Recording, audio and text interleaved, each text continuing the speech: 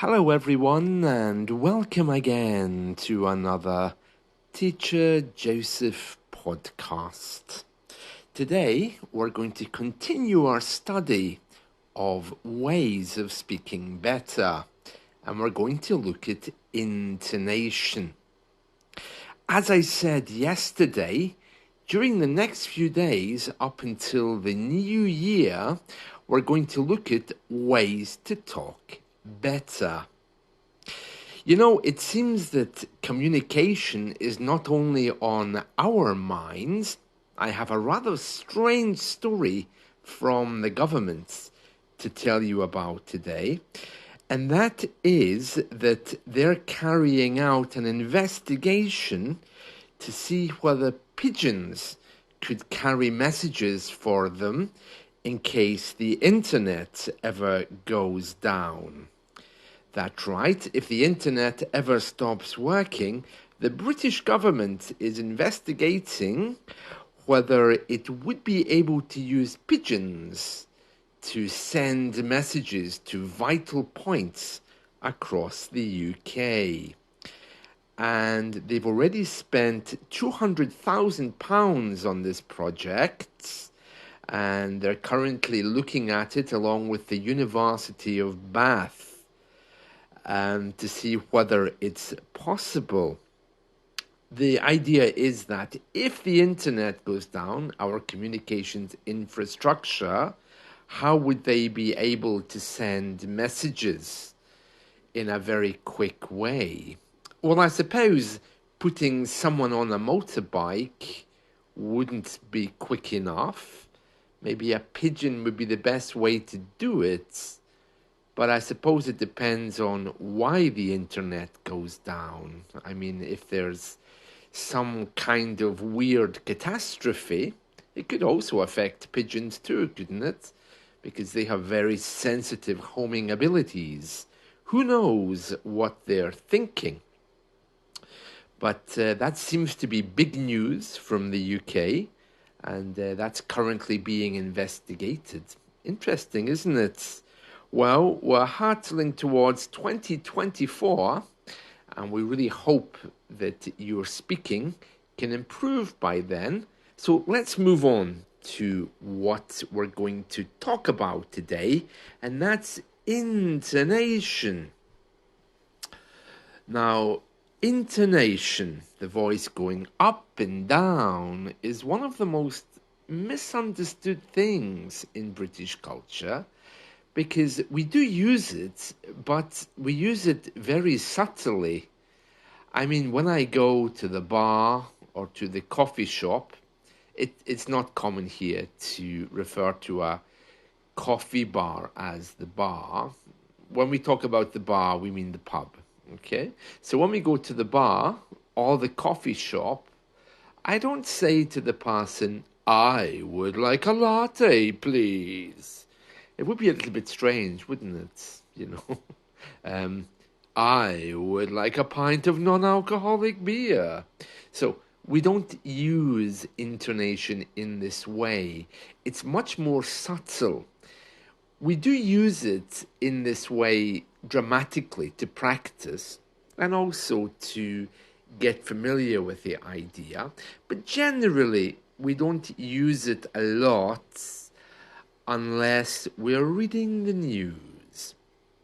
Having said that, though, if you're out and about with your friends and you're talking to them, intonation, just generally speaking, is very important because it gives the added music to the lyrics, which you really need in order to understand what someone's really saying to you.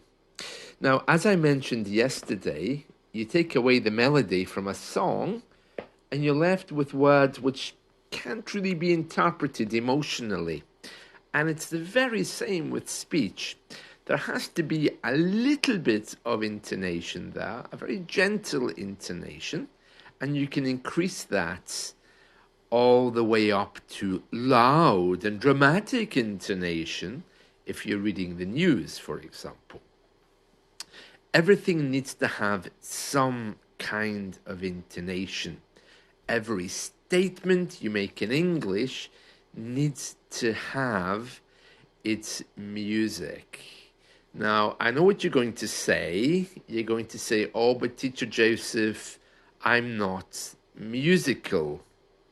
Well, not everyone is, but I'm sure you can at least hear music, even if you don't appreciate it. Everyone can remember a little tune in their heads, even if they don't really understand the whole meaning of the composition or the science behind music. I mean, I play the piano, but I'm not very good with the theory of music because I'm just rubbish at basic mathematics. So you don't need to be understanding everything except to know that it's there. And it's the music which gives the message much more than the words. Now, let me just demonstrate that for you. As I mentioned many times before on previous podcasts, if you ask an Englishman, how are you?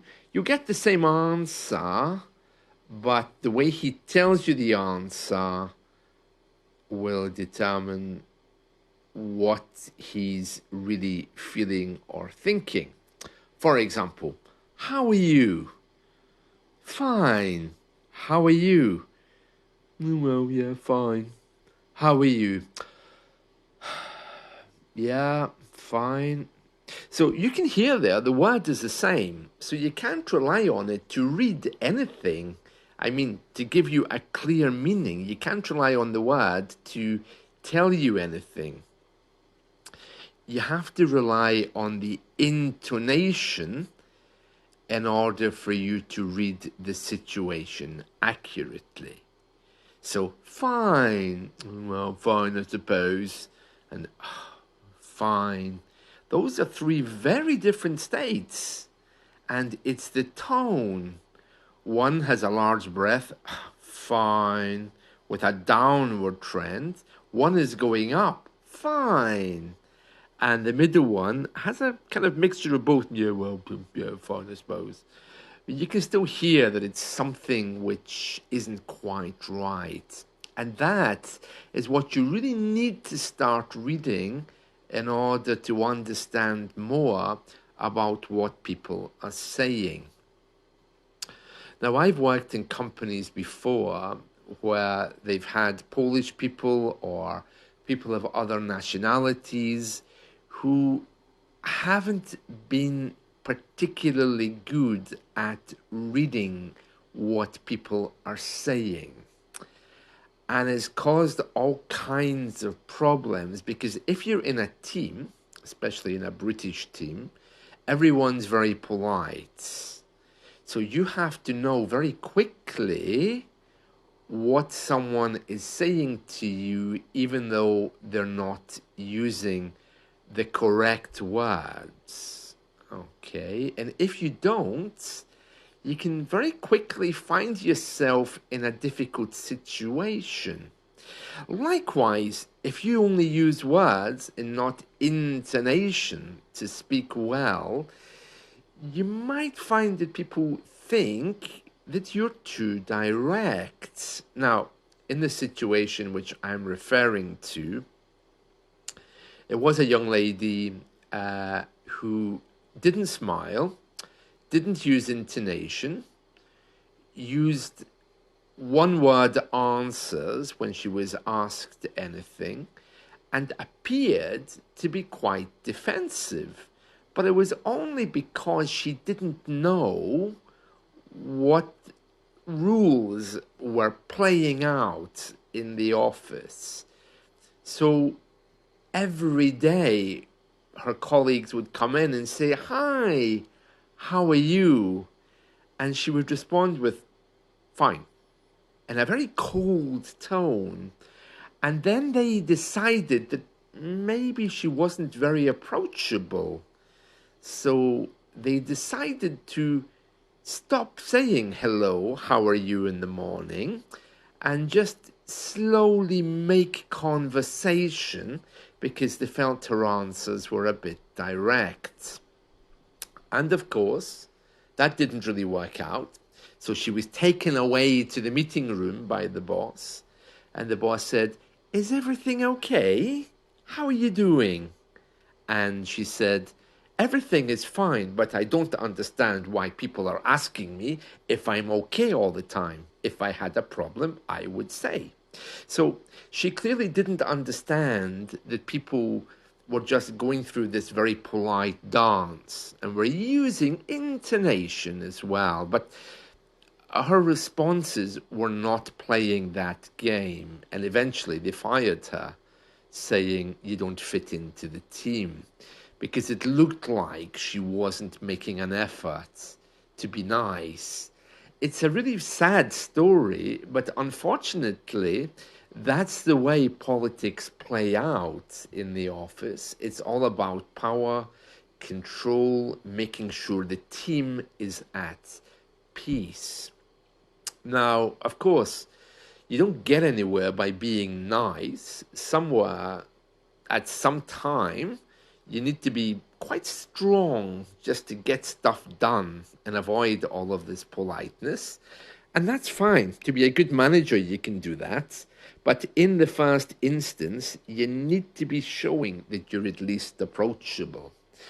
Once you're moving up the chain, then of course you can adopt your own style. And sometimes you might need to do that to break through the kind of fake language we have. But before that, intonation is incredibly powerful. Listen to the news today, and you'll hear any headline which is triumphant or positive, with intonation going from up to down. For example, Britain today has announced the appointment of a new Prime Minister, a historic moment.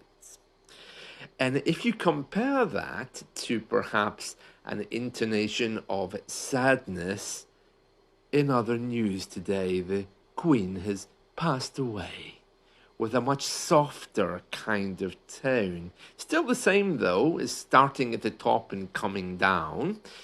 In general speech, you just want to make sure your intonation is going up and down just a little bit to assure people that you're listening and can be listened to. If you don't do that, then you will be speaking very flat. And that causes another problem because people can't really read how you sound. Now, these are just a few very general tips about intonation. The way to pick it up, as always, is by shadowing, hearing and saying what other people are using, how they're intonating, and for you to copy them. I'm a big advocate for shadowing. It's what kids do. Kids can't read or write, so you simply listen to someone else and try to repeat without understanding. I've done many podcasts on shadowing before. You just listen to the radio for 20 minutes and just copy whatever you hear, like a game. Switch off your mind and try to imitate the voices, paying attention to any particular sounds that you think are not correct.